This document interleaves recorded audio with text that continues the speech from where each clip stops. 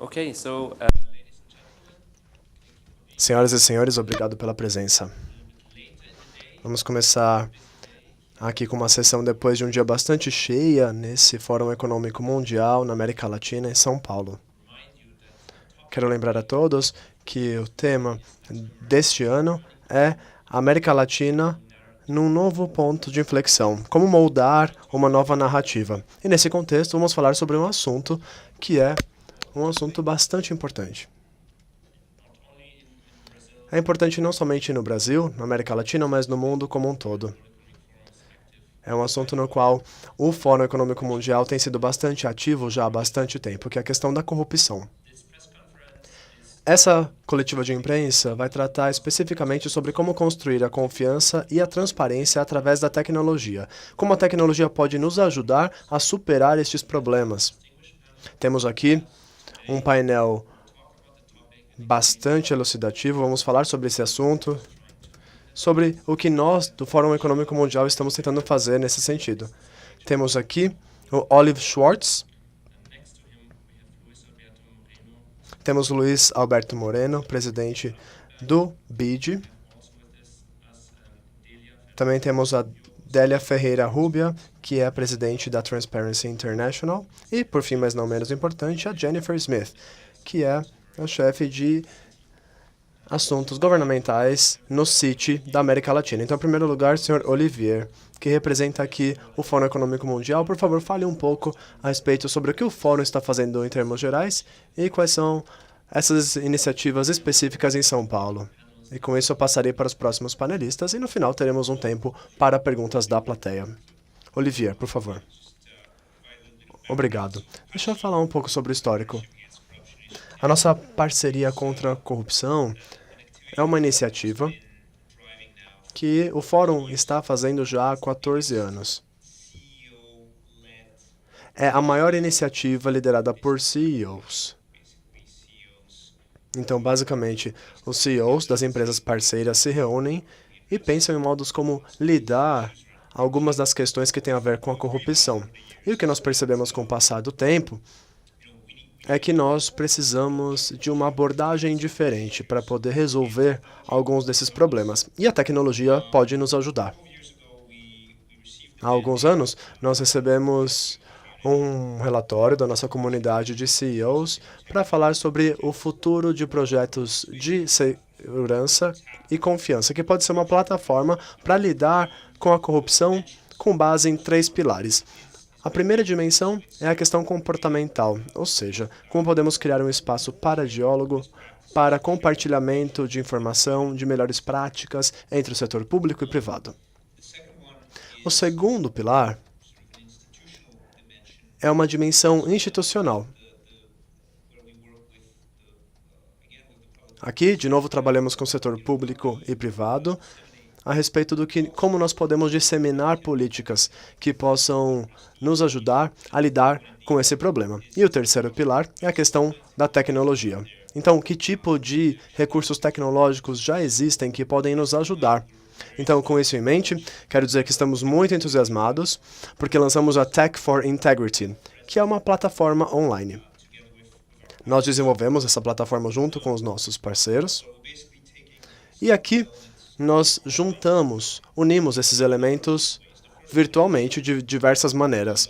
O primeiro modo como fazemos isso é que a plataforma tem um espaço aberto, que chamamos de laboratório de sinergia. É aí que os governos e as empresas podem entrar quando tem algum tipo de preocupação a respeito de transparência ou mesmo a respeito sobre processos de leilão ou licitação. Eles podem achar ali fornecedores de solução.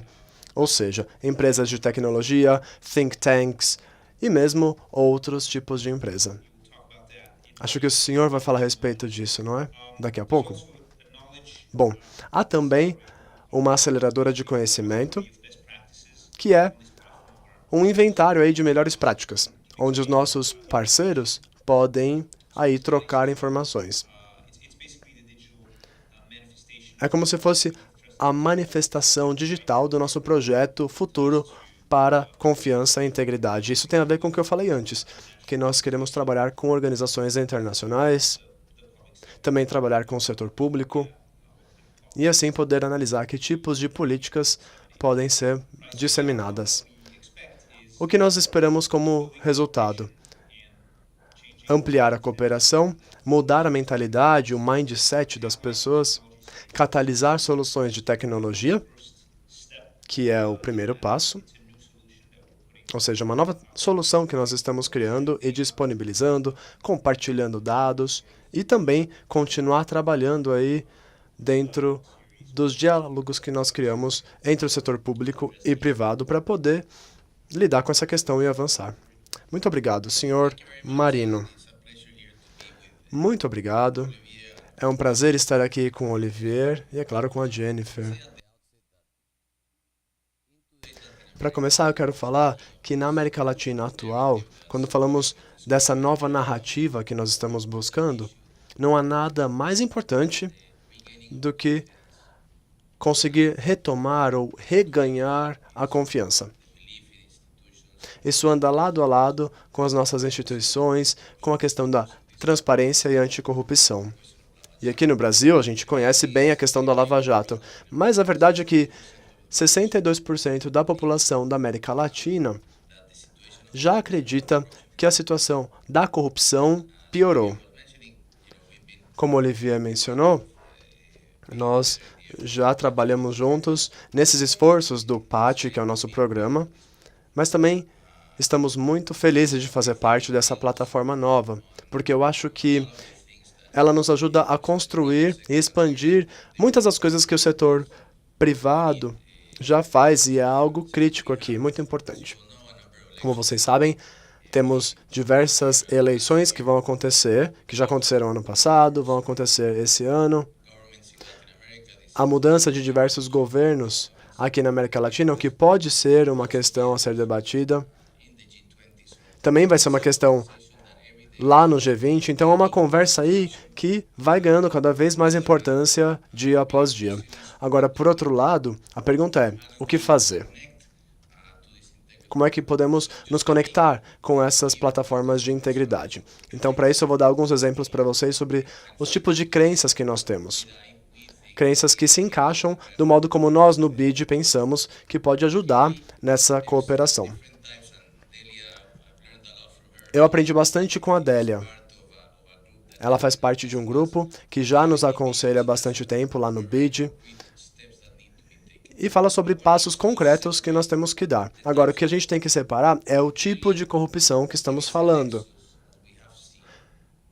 É claro que há uma relação, como nós já sabemos, entre a corrupção, que nós chamamos de corrupção governamental, e as políticas, as finanças políticas.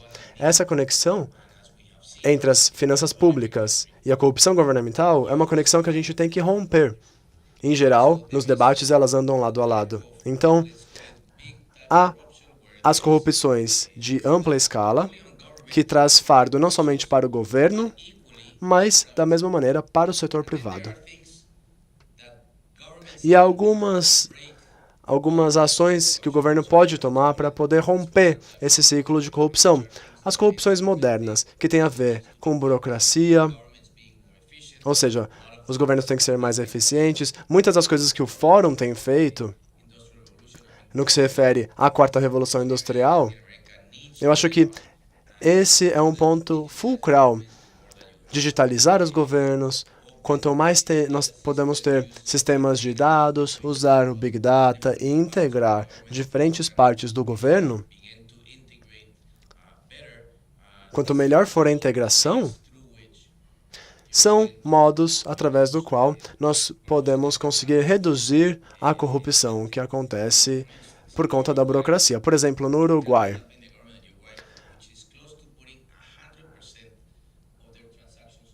o Uruguai está perto de digitalizar 100% de suas transações. E no Panamá, ele já tem 450 serviços do governo que já estão online. E na Argentina, está passando agora por uma transição para ter um governo 100% sem papel. Esse tipo de transição avança muito. Por exemplo, as faturas digitais, as assinaturas. Na América Latina, a gente adora carimbar e assinar. não é? Tudo isso pode se tornar digital. Então, essa transformação faz parte de tudo isso. Além disso, como é que a gente pode alavancar o Big Data? Nós já sabemos que a quarta revolução industrial está produzindo quantidades massivas de informação. Como é que nós podemos fazer com que esses dados, essa informação, seja mais transparente? No Brasil, há um observatório de gastos públicos que usa o Data Analytics para conseguir estabelecer fraudes em processos de licitação. Somente em 2015, eles conseguiram analisar mais ou menos 120 mil contratos e encontraram casos, na verdade 7 mil casos, nos quais eles conseguiram parar o processo solicitatório. Então, é esse tipo de coisa que eu acho que uma plataforma como essa consegue fazer. Temos diversos projetos de dados abertos, estamos trabalhando num pacote anticorrupção no México, assim como iniciativas locais, com governos locais na Argentina. Estamos treinando oficiais com Big Data e Analytics na Costa Rica, por exemplo. A outra área tem a ver com a visualização da plataforma. Na Colômbia, nós trabalhamos com um sistema de georreferenciamento que se chama Mapa Regalias. E assim o governo colombiano consegue ver como os royalties que têm a ver com a mineração ou mesmo a produção de petróleo são rastreados. Então é possível ver como esses royalties são investidos. De novo, nós precisamos empoderar os cidadãos. Não tem a ver somente com os governos. É algo que tem a ver também com a comunidade de negócios, mas da mesma maneira, empoderar os cidadãos que podem fazer as suas demandas. E por fim, blockchain. Há muitos usos para o blockchain, principalmente no que se refere aos contratos governamentais. Há muita coisa que está sendo feita, muitas startups e muitas ideias que já estão focando nisso. E também a questão alfandegária. Nós estamos trabalhando junto com o Media Lab do MIT para usar o blockchain, não só para identificar, mas também para rastrear envios de carga. São algumas das ideias nas quais estamos trabalhando e tem a ver com esse lançamento da plataforma de integração para mostrar algumas das experiências que nós já temos e desenvolvê-las no futuro. Eu peço desculpas por ter me estendido aqui no tempo, mas eu vou passar aqui para minha chefe, Adélia, que ela tem uma perspectiva muito interessante sobre isso também. Obrigado. Muito obrigada. Eu convido a todos a conhecer a plataforma. Ela é bastante útil. Eu quero parabenizar a equipe do Fórum Econômico Mundial. E eu acho que a tecnologia, claro, nos oferece uma grande oportunidade nessa luta contra a corrupção. Por exemplo, no que se refere ao acesso à informação, a processos licitatórios, nos dá a possibilidade de compartilhar informações. Compartilhar entre as agências que estão investigando a corrupção em diversos países. Então, esse compartilhamento de informações é algo crucial, não somente em nível local e nacional, mas também em nível internacional e na troca de informações. Esse tipo de tecnologia também nos dá uma possibilidade, que é de tomar melhores decisões de políticas públicas com base em análises, com base no Big Data, com base em evidência. E assim, podemos definir quais são as políticas mais apropriadas. Também nos dá a possibilidade de rastrear alguns tipos de padrão de corrupção. E assim, é possível marcar ou ter um alerta de qual tipo de situação precisaria de uma pesquisa ou de uma investigação por parte aí dos comitês políticos ou funcionários públicos. Agora, estamos falando de tecnologia. No entanto, é preciso cuidado. Porque a tecnologia é uma ferramenta. E como tal, ela foi adaptada e adotada de acordo com o objetivo que cada um tem.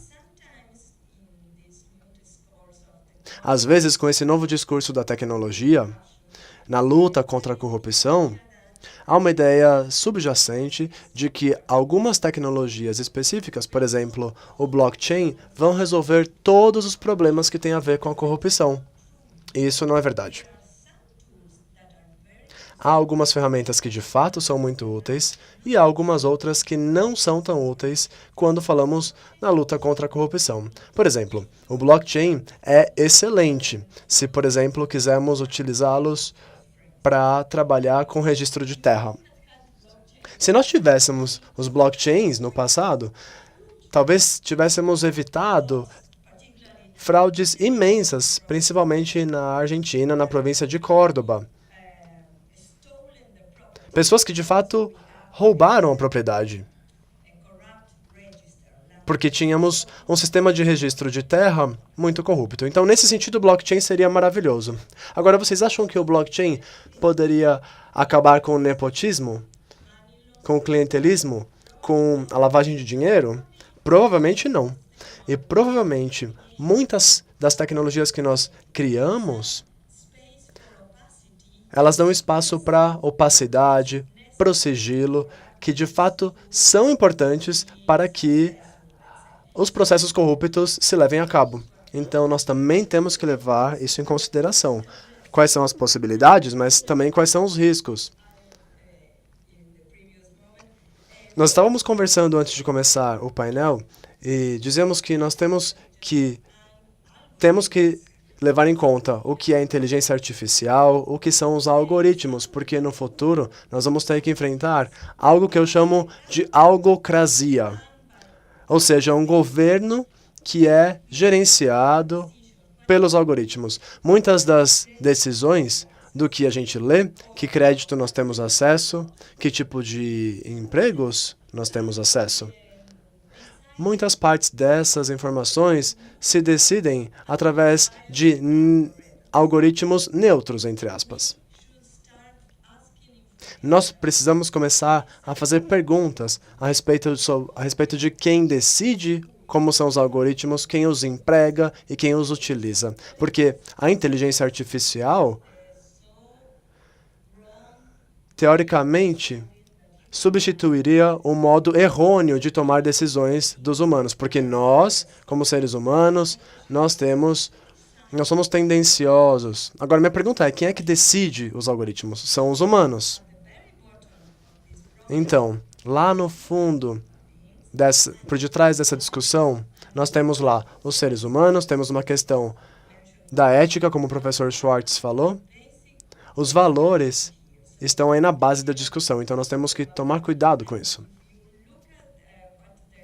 E se pensarmos no que a Universidade de Harvard decidiu nesse sentido para incorporar as questões éticas dentro dos estudos e na formação acadêmica dos técnicos, aí sim a gente consegue entender que nós temos um problema muito importante para lidar com essas ferramentas que são de fato bastante úteis em termos da tecnologia e como nós podemos lutar contra a corrupção com o seu uso.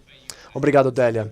Jennifer, eu sei que o CIT foi bastante ativo nessa contribuição. A senhora podia falar a contribuição do seu setor? Com certeza. É um prazer estar aqui com tantos colegas nessa promoção da transparência e integridade. Eu gostaria de falar um pouco sobre o nosso histórico, sobre o nosso momento presente e futuro, e qual é o papel que nós, do setor privado, podemos atuar. Por 200 anos, a nossa estratégia sempre foi de financiar o progresso, e nós reconhecemos que a realidade é dura, é uma realidade de corrupção, e não permite que todos progridam, o que custa às vezes 5% do PIB dos países.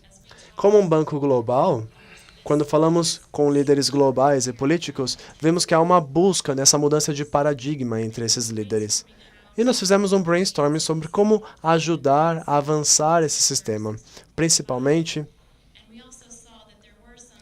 as questões locais. E vimos que há, sim, alguns fatores que podem ser utilizados para promover a transparência, para promover a solução em muitos clientes inovadores que nós já temos. Eu concordo que essa não é a única solução, mas é uma solução bastante poderosa. No CIT, nós já construímos uma plataforma que alavanca as nossas tecnologias e capacidades. Já fizemos 5 desafios de inovação. Criamos um ecossistema de mais de 7.000 inovadores tecnológicos e incubadoras no mundo todo. Isso combinou o nosso desejo aí de inovar com nossas capacidades internas, com as fintechs, com os laboratórios de inovação, e foi assim que nasceu o programa Tech for InTech. E assim, nós lançamos uma parceria público-privada com um desafio de inovação aberta para fazer crowdsourcing dessas soluções que nos ajudem a focar na transparência em nível global.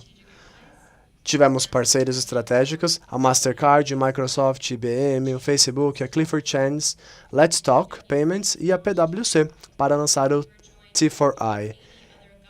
E mais de 80 governos, ONGs e outras instituições como o BID nos ajudaram para ter sucesso nesse desafio. As iniciativas trouxe interesse de diversas empresas e startups e fornecemos soluções para mais de 7 pinpoints globais em muitas das áreas que o presidente Marino mencionou, passando pelo processo licitatório, pagamento.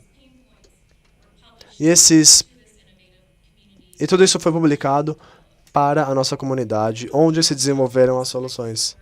Selecionamos mais de 213 inovadores para passar por um programa de 6 semanas, uma plataforma online na qual nós fornecemos aos participantes um acesso à mentoria, a especialistas em diversos setores, webinars, sessões de tutoria para desenvolver os APIs de que necessitariam. E através daí, nós selecionamos 96 finalistas que apresentaram suas soluções em 6 dias de demonstração no mundo todo, incluindo aí 2 cidades da América Latina, Buenos Aires e a Cidade do México.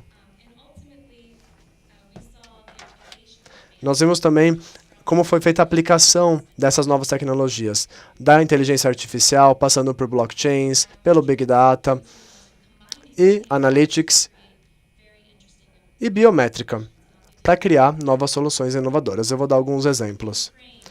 Na Ucrânia, em Prosoro, criou um sistema de licitação que vende imóveis. O sistema lidou com transações com mais de $1 milhão, impulsionando a transparência e, é claro, aumentando as receitas aí do país. Na Argentina, a Teneris está ajudando a assegurar a integridade nas licitações e nos contratos públicos. É um sistema com base em blockchain que é utilizado por muitas empresas e instituições públicas e que está sendo alavancado agora por um dos maiores bancos argentinos, bem como um banco de commodities.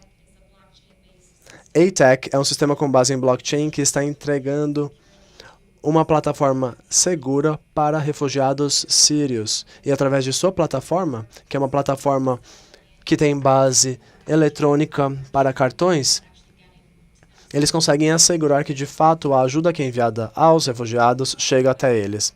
E o que é interessante sobre o Tech for Integrity é que o ecossistema foi criado para que os participantes, os stakeholders, possam participar de modo nunca antes vistos. Governos, grandes empresas, startups, instituições financeiras, instituições sem fins lucrativos, todas trabalham juntas e derrubamos as barreiras entre as comunidades e criamos aí um canal para que a inovação possa florescer. Melhoramos o modelo, é um modelo de fato replicável e efetivo e pode, portanto, ser utilizado por outros tipos de desafios. E é por isso que nós estamos tão orgulhosos do que conseguimos alcançar. Porque quando pensamos na natureza da corrupção, ela passa por diversos setores, por diversas indústrias, e uma coordenação robusta entre os diversos atores é fundamental para que de fato sejamos efetivos, porque individualmente só vemos uma fatia da torta. Agora, juntos, nós temos um acesso mais alto, maior, e podemos chegar aos nossos objetivos. E o que é que vem a seguir? O PAT é uma plataforma que vai nos ajudar a manter esse programa vivo, atualizado, para que possamos ter novas empresas, novos parceiros e, assim, compartilhar soluções. E também entender como implementar as soluções que estão sendo trabalhadas como projeto piloto. O PAT é o nosso parceiro perfeito para poder avançar. É claro que, como já foi falado, é um projeto pioneiro desde 2014 nesses esforços anticorrupção, o que está motivando mudanças em políticas, moldando diversas políticas locais E a iniciativa do Fórum Econômico Mundial de ter recursos e financiamento para escalar essa iniciativa vai ser extremamente importante. E também tem um poder da questão de ser membros, o que vai nos ajudar a ampliar esse ecossistema. E muitos dos nossos parceiros já são parte do PAT, que é um modo excelente de poder avançar. O papel do setor privado é tão importante, é mais importante do que nunca. Muitas soluções que vieram a partir desse nosso desafio são ideias muito poderosas, que podem de fato remoldar o modo como os negócios se fazem e como operam os governos. Mas são ideias que têm que ser testadas, adaptadas, integradas. E é claro que isso demanda a ajuda e o suporte do setor privado.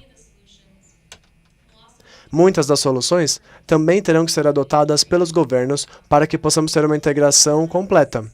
Os governos por si não conseguem projetar essas soluções. Agora, nós do setor privado estamos dispostos a dar o apoio para poder construir essas capacidades.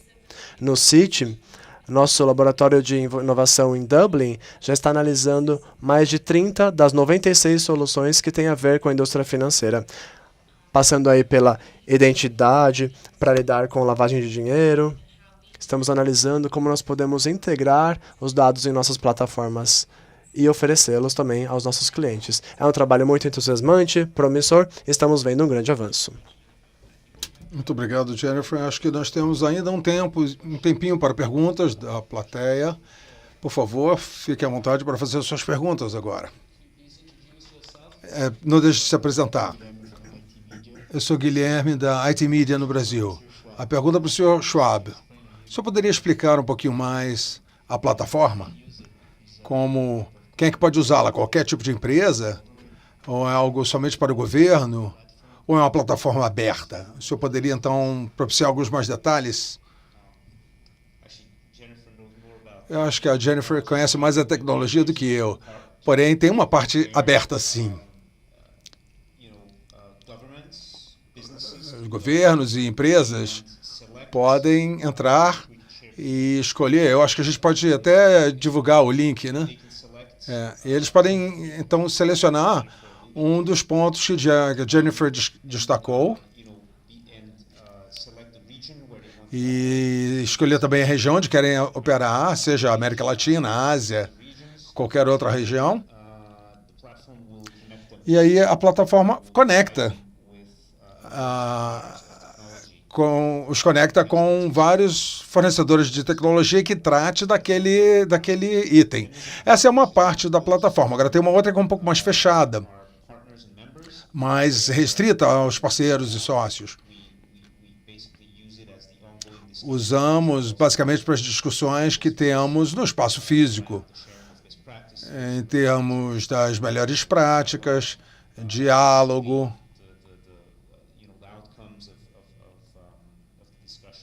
Basicamente o resultado das discussões em torno do projeto.